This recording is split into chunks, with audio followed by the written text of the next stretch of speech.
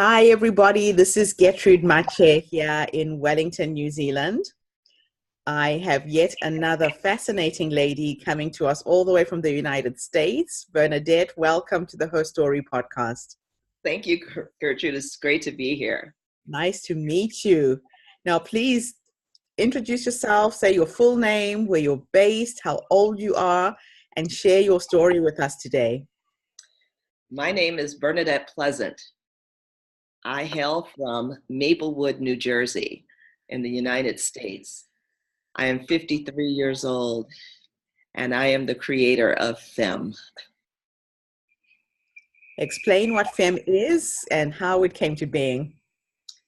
FEM is a beautiful body of work that allows us to move our emotion, to heal from being stuck emotionally and to working with a narrow margin of emotional range, be that with joy, grief, rage, anything we're feeling that we're trying to fit into a mold. It allows us to exercise the muscle of expression. I do that set to African drums to help free the mind and the body. Oh, fantastic. And so your body of work is coming from a personal experience that you've had in your life. Do you want to talk a little bit about that? Yeah, I realized that dance was something I so enjoyed doing. It was freeing and beautiful and fun. And early on in my teenage years, I suffered sexual abuse. And as a result of that, I was very shut down. And this happened within the household. And my mother, she did the best she could. And I think the way she would look at me when I would dance, she never said don't do it, but that look would shut me down. I would become stifled, and I stopped dancing. I stopped moving my body. And I was aware that the emotions had, I was living less than who I am because I was unable to move. Oh, wow. So just that one thing shut you down emotionally and affected the rest of your life. It impacted on who you became for a while. It truly impacted who I became. I started to move very carefully. I started to be afraid to take up too much space, to draw any attention to myself. Mm-hmm. I didn't want to be this way. I struggled to be this small, this unexpressed. And it started to affect everything. It started to affect how I showed up as I grew. As I gained age, I started to show up less than who I was in other relationships, in friendships, in work. Just generally afraid to take up space. I didn't laugh with abandon. I didn't live, quite honestly.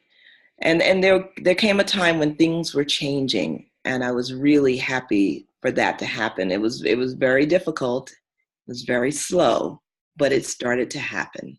And it happened for me on the dance floor. So tell me about your marriage. I know that you ended up making a choice and getting married into another changed environment that stifled you even more. Let's talk a little bit about that, because a lot of women find themselves trapped in those situations. My family were Jehovah's Witnesses. And in that group, you date to marry. So I was 16 years old and I had a boyfriend. Mm-hmm. And I was given an ultimatum to stop seeing him or to marry him. Mm-hmm. I was 16 and a very angry 16-year-old. I was angry at my mother for giving me this ultimatum and more. So I decided I would show her. I would show her and get married. One of many poor choices. But there I was now 17 years old and married. I married someone who was very controlling. He was only 2 years older than I, but very controlling, very much involved in the religion. And I found myself doing this thing, this religion, going to services and living this lifestyle that I didn't agree with. It seemed fine at 16, 17, 18, but if somewhere around 23, 24 years old, I started to have an opinion. I started to think differently, and I didn't want to live in this narrow way of being. To come away from that would mean it would change my entire world. We only associated with people who were part of this religion. Yeah. So it was all I knew. Yeah. All my friends, while I did have secular work, we were not to associate with them outside of workplace. So all of who I knew was part of this group. Right. And I started to outgrow this experience. And coming away from that marriage, I made a decision. I decided one day I just didn't want to do this anymore. I didn't want necessarily to be out of my marriage. I wanted to not be a part of this religion. But the man I was married to was not interested in that in our household. And so a very difficult choice. It was a very difficult choice. The impact of it was so far reaching. I recall the Sunday afternoon, he had come home from service, and he wouldn't speak to me because at this point I had decided I wouldn't go anymore. And I was preparing dinner, and he came home, and I asked a simple question, something about was he ready to eat, and he ignored me. And without thinking about it, without a plan, I walked out of the house. I decided I was done. I did not want to live this way anymore. And it was very difficult. I had a 6-year-old daughter at the time, and I was walking away from everything I knew. And not only the marriage, but by walking away from the marriage, it meant that I was then excommunicated from the congregation. And so all the people I knew, including family, gone. I didn't exist anymore as far as they were concerned. Oh, wow. Yeah. Wow. But that took a lot of courage, but it sounds to me like you just had to honor yourself and honor your spirit in terms of where you wanted to be in your life, and that box that you were confined in couldn't hold you in anymore. Not anymore. It couldn't. And it was frightening. It was frightening. I had no place to go, really.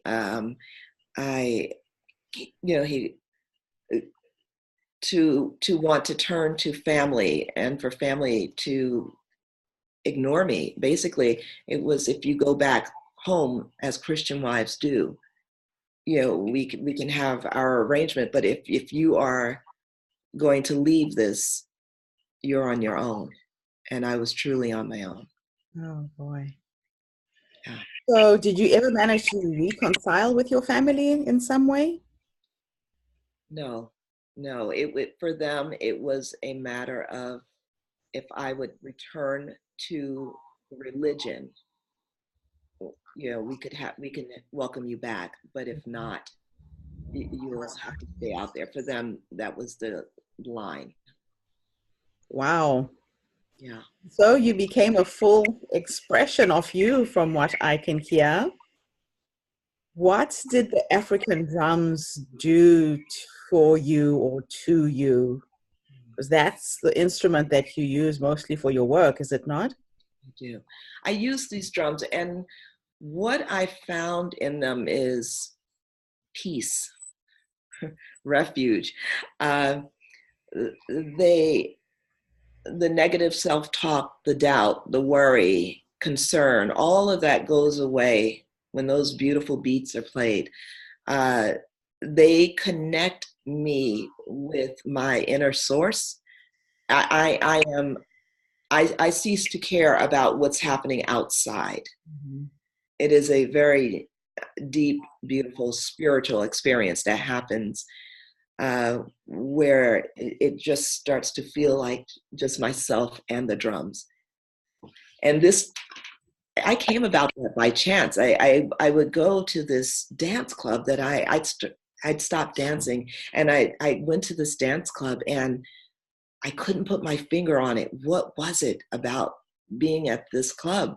But they used live music, and there were congas there, and and and there was something beautifully hypnotic that would happen.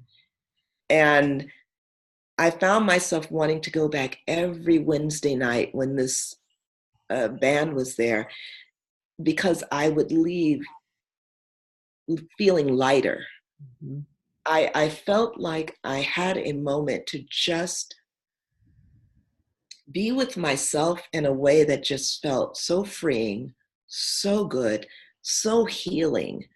I got to, I think in hindsight, honestly, I was just more of myself, of my essential self, without concern and worry, and certainly without judgment. Now, being African, I can so relate to what you're saying. There is something about the drum beat Yeah. takes you out of your head and into your heart. And I also think because the form of dance is not prescriptive, you're not taught how to dance. You move to the rhythm, and the rhythm takes over your body and your soul. Correct?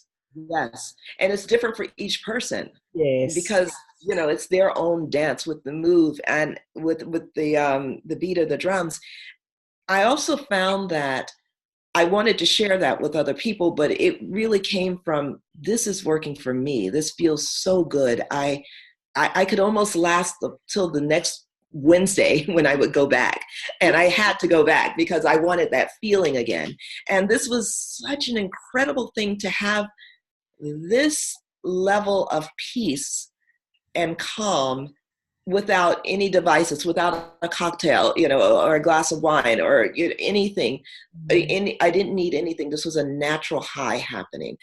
And I found that what was also so beautiful about the drums and those healing hands and hearts that play them was, it met me where I was. So whatever I was giving to the drums, they were meeting me right there. And so it was this beautiful dance between the drum player and myself, how they could just read where you are and just take you on a ride and go even deeper in that experience you are having. That's what I wanted to share with other people.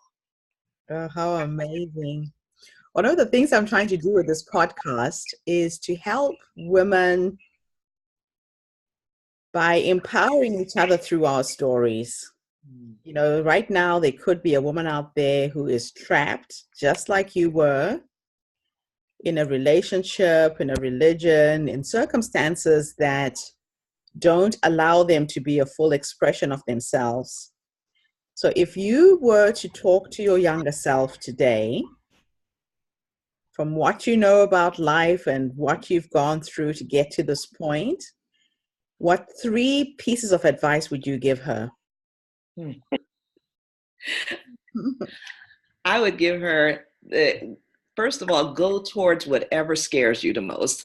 just blaze a trail right towards whatever scares you, because what keeps you safe and comfortable, it may not actually be what you want, and what you desire tends to be out there and it seems unattainable. So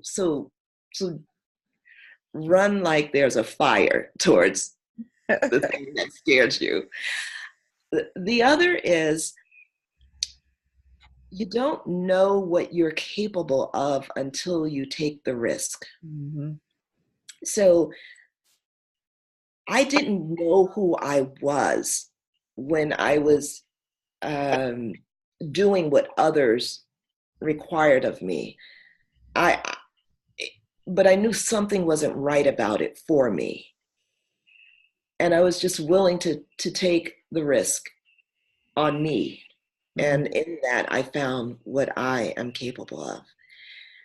And lastly, I would say, don't be afraid to have fun with it. It doesn't have to be so hard. Mm-hmm. Literally, is it turning you on? Is it making you happy? Does it feel indescribably good? It can and it should.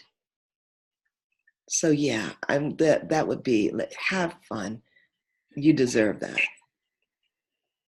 Yeah. What an amazing interview. And how can people find you? They can follow us, our website. We're at Live Femme. Femme is spelled Femme. Okay. So yeah, so Live Femme is our website, and that's where we're found on Instagram and Facebook. That's the best way to reach. Fantastic. Thank you so much for coming online and sharing with us today. Thank I you. hope that this podcast will help someone break out of the box or the confines of whatever situation they may find themselves in. Yes, indeed. And at whatever age, at whatever stage in your life, you need to find a point where you do become a full expression of you, because that's what life is about. Thank you so much. And please Mhm. keep in touch. Thank you.